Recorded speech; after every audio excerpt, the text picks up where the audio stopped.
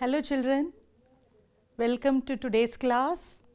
In today's class, we will be learning about the 5th prose unit from the 10th standard first language English. The title of the lesson that we are going to do, it is what is moral action. Before we start the class, let us warm up our memories. Now try to recall this story, you just have to identify it.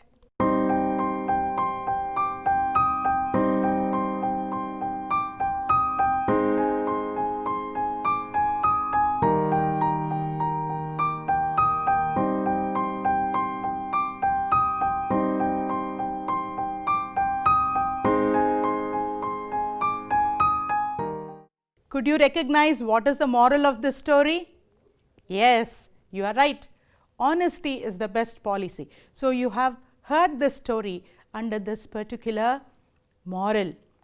Now, our author in the lesson is questioning us. Is honesty really the best policy? Now, let us see what he has to say. Now, before that, what should we do? We have to find out who the author is. Now, listen to this poem which is going to describe our author and try to recognize whom I am talking about. Are you ready, children? Thin and frail, a divine soul in human frame, looked like a saint but was a king. Simplest was the life, unimaginable were the dreams.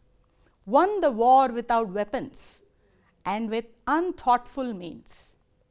Awakened the slumbered souls, stormed the feeling, fought neither with cannon nor with guns, neither with sabre nor with swords, fought with peace but not with violence.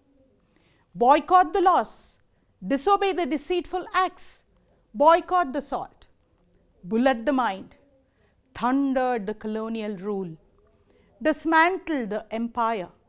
Such was the charge delivered by a saintly looking man. An emperor crowned with peace and non-violence, admired by the world, will be honored by generations, will be revisited by humanity before the illusion of materialism could end. To redefine the rules of existence in the centuries to come. Yes, could you identify it, children? It was Mahatma Gandhi. Now, this has been beautifully written by one Mr. Santosh Sharma. Now, this is his autobiography. His autobiography is My Experiments with Truth. Now, before we move to the next aspect or the lesson itself, in today's class we have to understand that it is very important for all of us to make notes and take notes. So, let us quickly see a very short video. Note making or note taking is an important study skill. It helps one to summarize. It also helps us to record information. Note making is very essential while we are reading something, whereas note taking is very essential when we are listening to some text. There are various methods of taking or making notes. Some of the useful ones are making linear notes. You can draw a flow chart. You can even draw a tree diagram or a spidergram, and there are many layouts like table.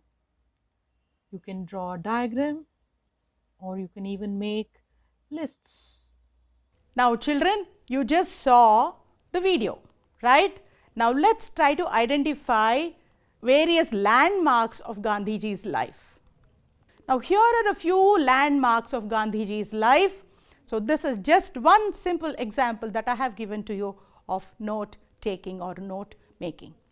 Okay, children, I am sure you will try to follow this in all other subjects.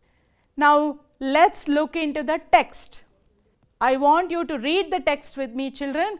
So, go to your textbooks on page 73. And remember, as we read it, please make notes.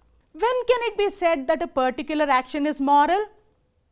In asking this question, the intention is not to contrast moral with immoral actions, but to consider many of our everyday actions against which nothing can be said from the conventional standpoint and which some regard as moral. Most of our actions are probably non-moral. They do not necessarily involve morality. For the most part, we act according to the prevailing conventions. Such conventional behavior is often necessary. If no such rules are observed, anarchy will be the result, and the society or the social intercourse would come to an end.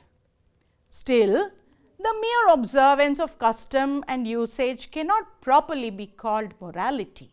Now, let us try to understand what our author is trying to tell us here. He says every day we do some kind of a conventional action. Now, here you can see there is a person working in a hospital, and here you see a little boy, he is helping an old woman on the street cross the road. Let us see what our Gandhiji has to say on this. Are all conventional actions always moral? Necessarily moral? Yes, this is the question he is asking. Most of our actions are probably non-moral. So, he is saying it is neither moral nor immoral. Now, he says, but conventional actions are necessary. Now, why does he say it is necessary?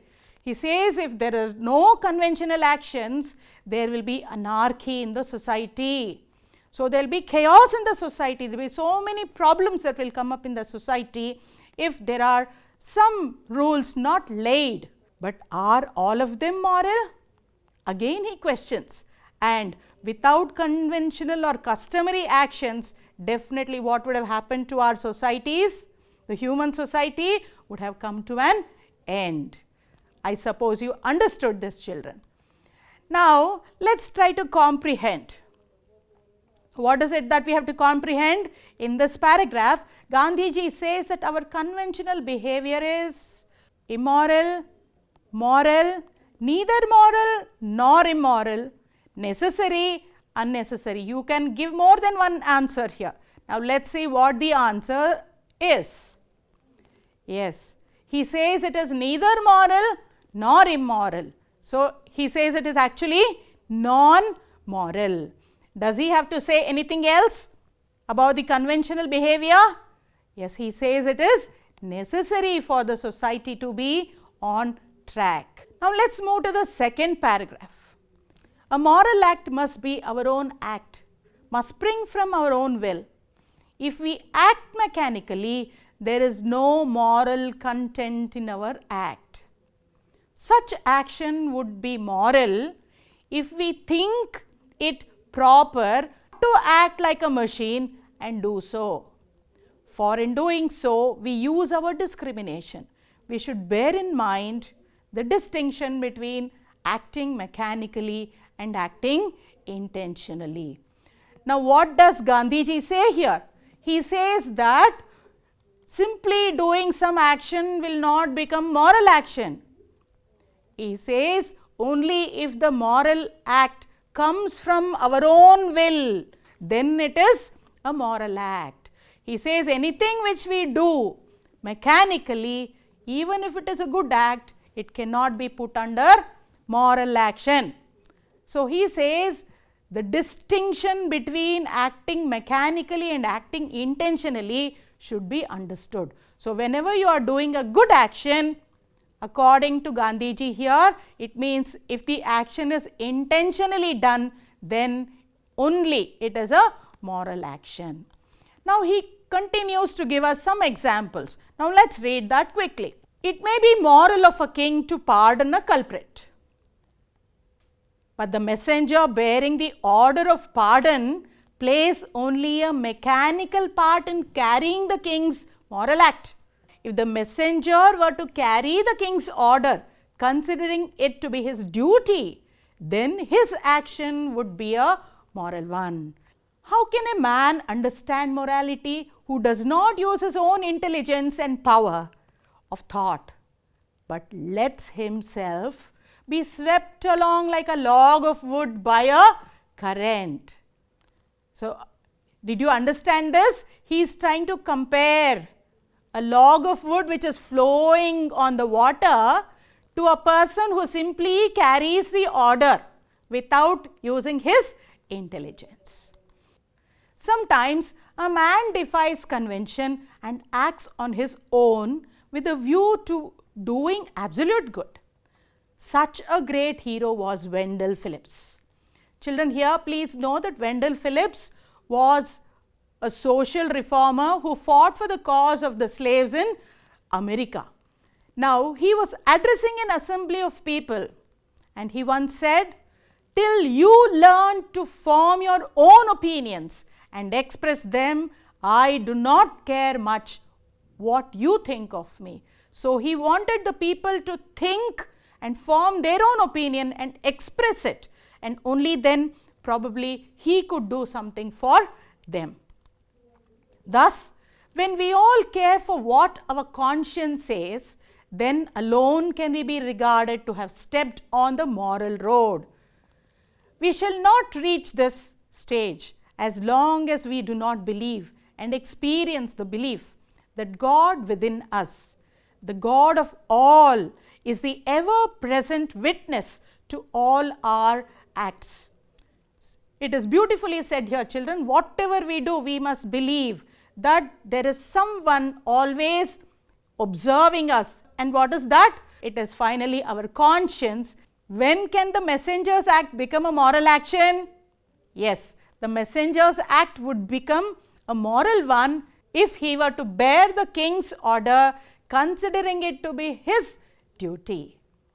Right? Did you get it? Yes. Shall we proceed to the next paragraph, children? Yes. Now read it along with me. It is not enough that an act done by us is in itself good. That is to say, whether an act is moral or otherwise depends upon the intention of the doer. So, here he brings in the next aspect of calling an action moral. Two men may have done exactly the same thing, but the act of one may be moral and that of the other the contrary. Now, look at this. He is trying to give us an example here. He is trying to explain it further. First person who is feeding with pity, you call his action as moral because it is coming from his conscience. Whereas the second person is doing it, but what is his intention? His intention, though he is doing a good job, his intention is slightly selfish. Therefore, his act cannot be called moral. The reader here ought to remember the distinction between the two words non-moral and immoral.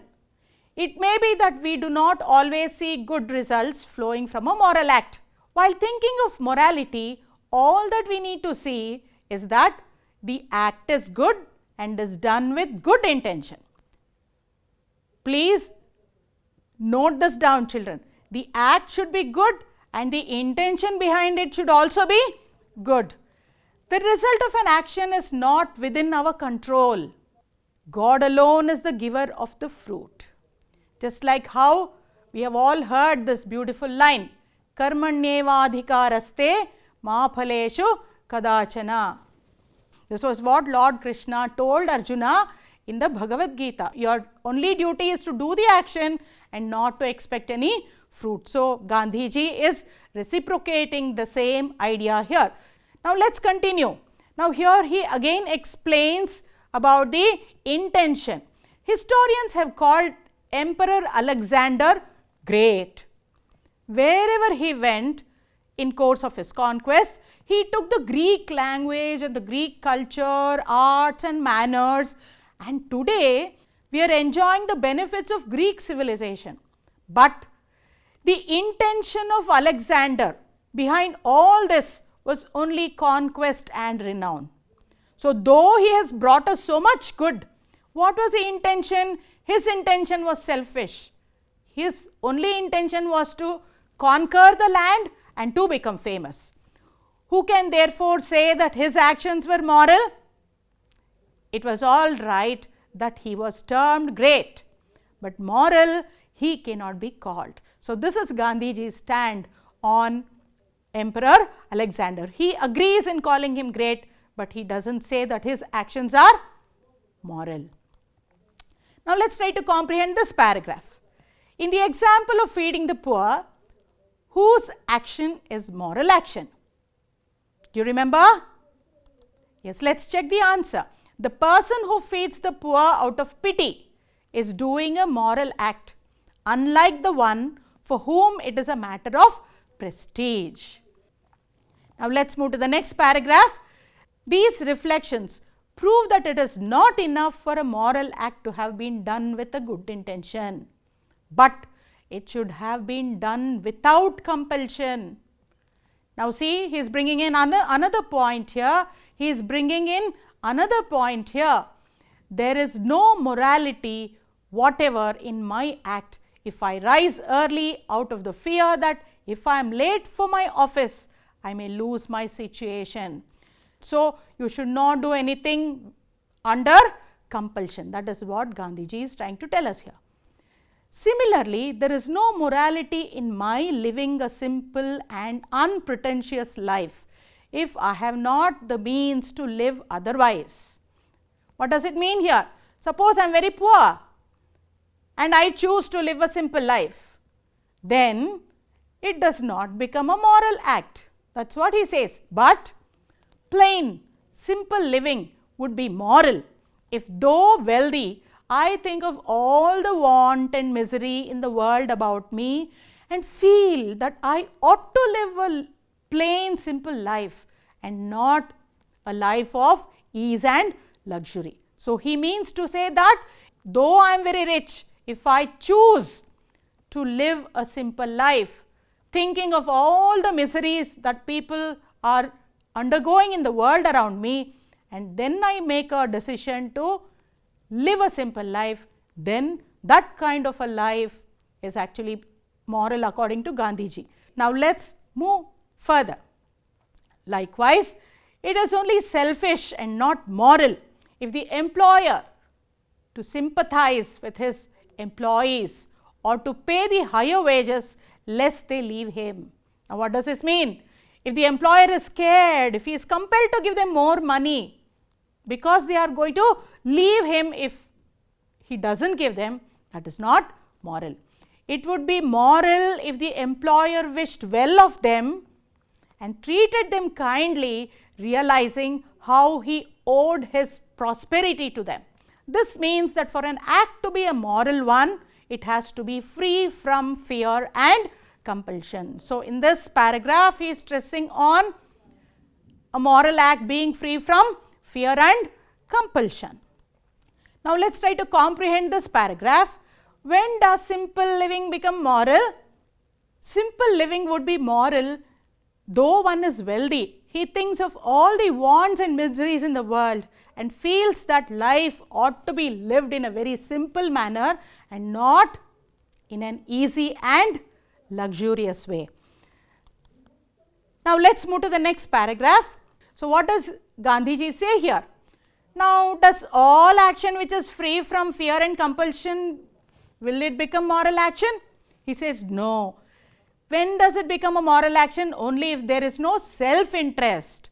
So, he brings in the next criterion for an action to be called moral. Now, he gives here an example. What is it? That honesty cannot long endure what is practiced in the belief that is the best policy. See here, I told you in the beginning that Gandhiji does not always accept conventional acts. So, if you say honesty is the best policy, he says that need not be always the best policy. As Shakespeare says, love born out of the profit motive is no love, which means if behind the honest action, if there is some motive, if there is some self-interest, then again it will not remain a moral act. Now, when Gandhiji quotes Shakespeare, what argument does he want to strengthen? This is a question. Now, let's see what the answer is. Shakespeare says, love born out of profit motive is no love. So, through these words, Gandhiji wants to emphasize that actions prompted by self-interest are all worthless and not moral. Now, moving to the 6th paragraph, he says, anything which is having a material gain as a motive behind it, that cannot be moral here, it is non-moral here. Likewise, the same when we die or in the after death life also it is the same. So, he says that action is moral which is done only for the sake of doing good. He gives an example here. A great Christian, Saint Francis Xavier, passionately prayed that his mind might always remain pure. For him, devotion to God was not for enjoying a higher seat after death. Then why did he pray? He prayed because it was man's duty to pray. He does not expect any gain whether in this life or in the life after death. So, Gandhiji places him on a high pedestal. He also brings in another personality here whom we have to recall. He says, the great Saint Teresa wished to have a torch in her right hand and a vessel of water in her left, so that with these she might burn the glories of heaven, and with the other she could extinguish the fires of the hell, and men might learn to serve God from love alone. So, this was her intention, that man should serve God with love alone, without fear of hell and without temptation of heavenly bliss. To preserve morality thus demands a brave man prepared to face even death. Children, this line is so beautiful.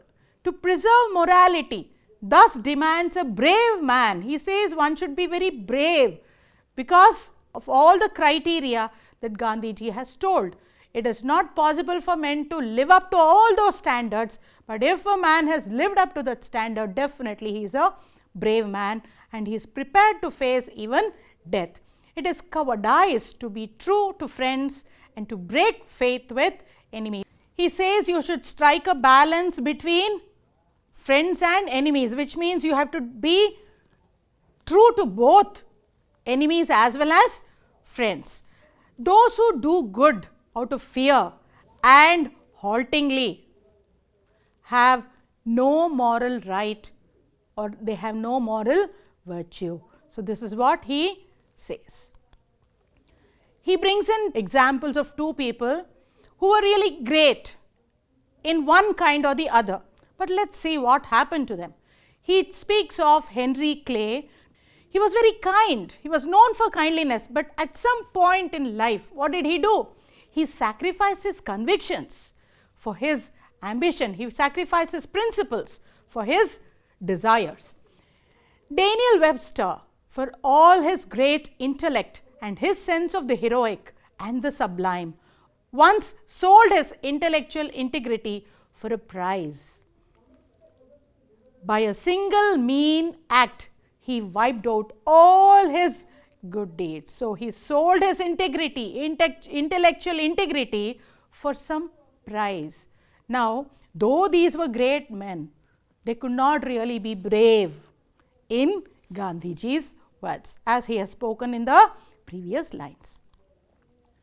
This shows how difficult it is to judge the morality of a man's action, because we cannot penetrate the depths of his mind. At some point he will be very good, at some point he might become the opposite. So, it is very difficult for us to judge who is moral, who is immoral. We have also the answer to the questions which Gandhiji raised at the beginning, at the outset of this chapter. What is moral action?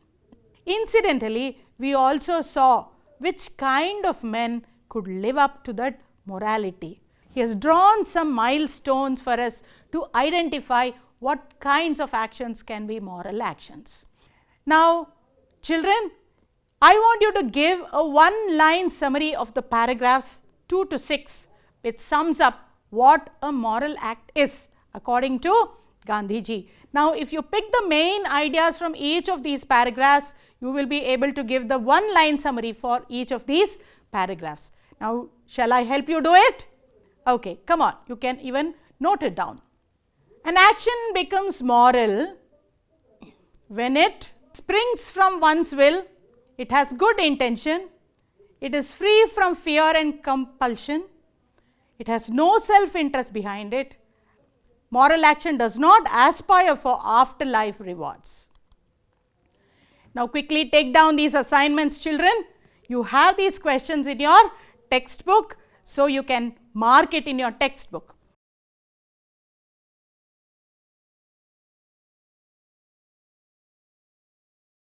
Match the acts with the type of action here.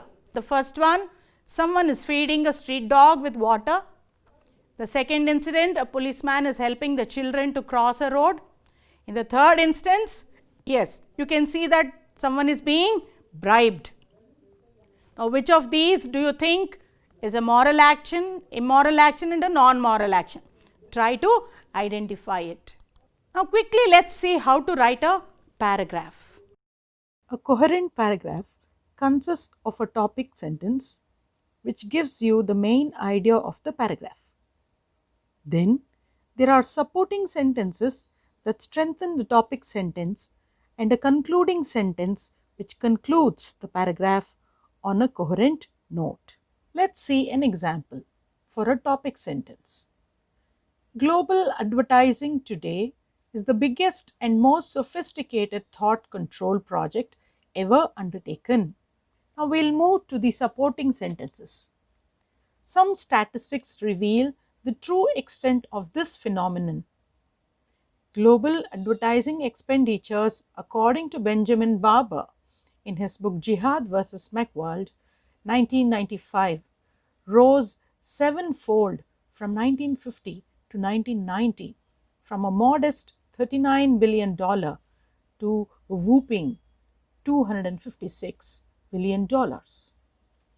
Barber adds that per capita global spending went up from $15 in 1950 to nearly $50 in 1996.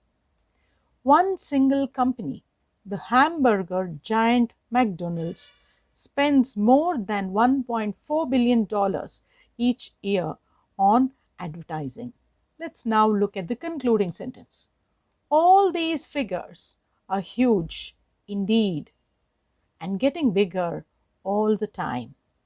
So, the parts of a paragraph can be, to recall once again, the topic sentence, the supporting sentences with colorful vocabulary, and a concluding sentence.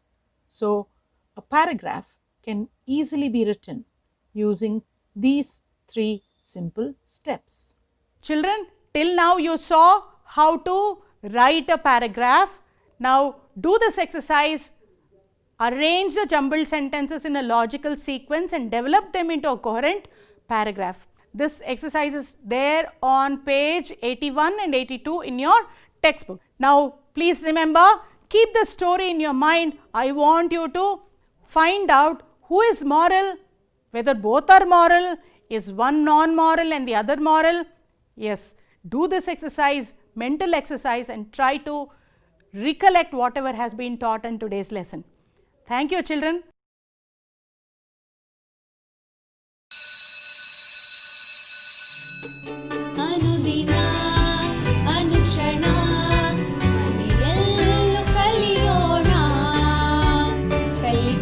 ಹೊಸ ಹಾದಿಯಲ್ಲಿ ಜೊತೆಗೂಡಿ ಹೆಜ್ಜೆಯ ಹಾಕೋಣ.